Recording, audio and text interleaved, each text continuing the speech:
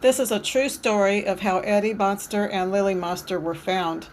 Just as the sun was rising in the morning, I did my usual thing. I got Trixie, Maxine, and Charlie into the car to go down the street to a secluded area to walk.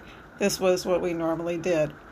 While walking, we found three tiny kittens balled up in the middle of the road all by themselves and alone. It was hard picking them up with three dogs on leashes, but I got all three of them and picked them up. They got scared while I started walking towards the car, and they jumped out of my arms. All three kittens ran into the ditch. I had to scoop them up again. I was only able to get one. It was Eddie.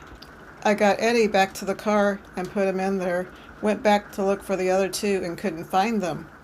A few days later, a neighbor down the street had been walking around and he saw a little tiny kitten barely able to move, and he brought it to the house.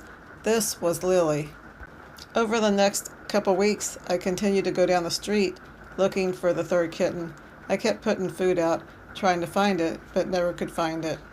I did hear from some people walking down the street that someone else had found a little tiny kitten and picked it up, so I'm hoping that all three were rescued and are safe. At any case, Eddie and Lily are safe at my house with my dogs who love them. Please, if you find any animals abandoned on the street, please help them as much as you can. At the very least, please help support animal rescues. Animal rescues help save lots of animals' lives year after year. They're overrun and desperately need help. So any way you can help would be appreciated. Thank you for watching.